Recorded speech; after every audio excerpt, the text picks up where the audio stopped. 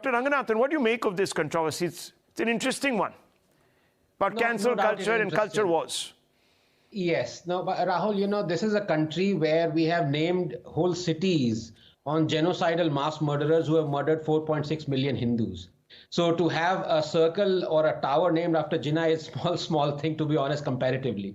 Just the other day, you saw how people were utilizing another mass murderer, Tipu Sultan.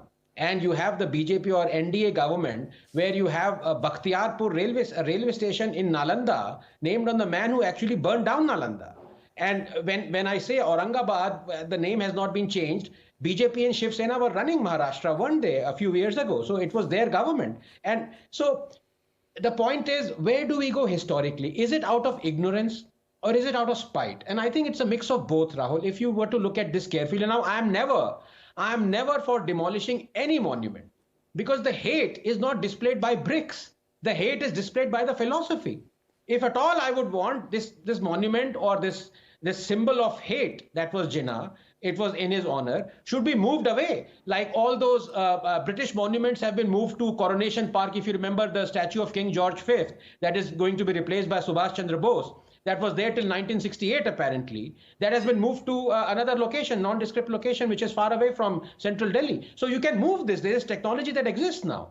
The point is, if you have to have this monument, like for example, I am for erecting a statue of Hitler, but there should be a plaque saying, here is a mass murderer, here is a genocidal mass, for example, Madame Tussauds.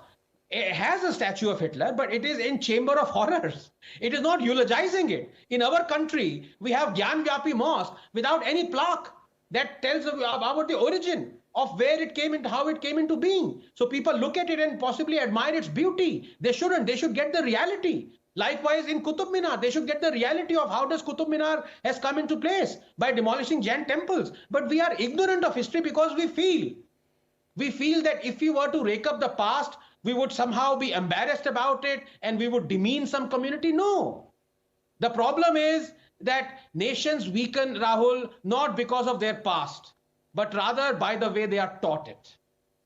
Let me ask you, because you made this reference about, I'm not in favor of demolishing. You see, the left in this country cheers when colonialists in Britain, their statues, or those that stood for a particularly divisive philosophy in America, their statues are pulled down. But here, they argue against this point. Yeah. So how does this work? No, this is the famous dichotomy of the left. So they would cheer, in fact, bringing down the statues of, for example, King Leopold of Belgium, who almost destroyed Congo, killed millions. They would, cheer it being brought down illegally. Confederacy General statues, you look at, for example, Pizarro statue, you look at Cecil Rhodes in Oxford, those statues have been brought down illegally and the left has cheered it. But out here, it wants to resurrect and eulogize all those mass murderers who have destroyed him. So I think this is a mix of, Rahul, to be very honest with you, hatred for Hinduism and love for jihadism. Nothing else can explain this self-loathing. What do you think should be done with this Jinnah monument of hate, or monument to hate rather? What should be done? So two things. One, the best option is to displace it, move it to a location which is not in the city so that it is far away, like Coronation Park houses all those statues of Britishers. Number two, if at all you don't want to move it, then there should be a plaque that should tell the reality of this demonic guy who tried to destroy India. The YSRCP says today that, look, the BJP was in power with its ally for several years. Why didn't they do something about it? They're just trying to communalize it. Is that really what's happening here? Well, I don't know about BJP trying to communalize it. To be honest, there was this one guy who went there, and I think he belonged to the VHP. He was shouting Vande Mataram and trying to unfurl the Indian flag. Now, that is not taking the law in your own hands. But as I told you, other incidents as well, I mean, BJP rakes it up, but they are hypocritical about it. Otherwise, when they were in the government, they should have, why didn't they change the name of Aurangabad? Why do they still not remove Bakhtiarpur from the name of the railway station that is in Nalanda? It is shameful. Well, viewers, you've heard a version here, and I didn't bring in any politicians. This is just Dr. Anand Ranganathan, who's a public intellectual, giving his point of view.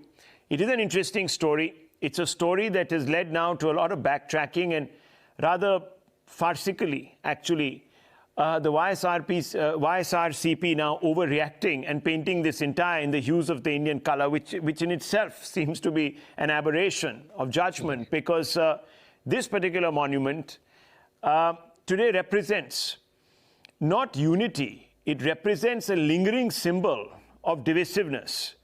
And without context, many people will think, oh, this is the latest salutation to our great republic, because the Tiranga has all the colors that unite us, viewers. So they'll say, oh, this is a great tower or a Ghantaghar for unity now in the middle of Guntur. Nothing can be more wrong than that, viewers. And you know what will happen? After a few years, they will say Jinnah stood for this unity. There you go. No, they're already saying it. In fact, I would have played out a soundbite, but you know, these things get very political if you don't have the spokesperson to put it in context. But the person came out and said, look, this is a symbol of unity because Mahatma Gandhi and Jinnah met here, you know, several decades before independence.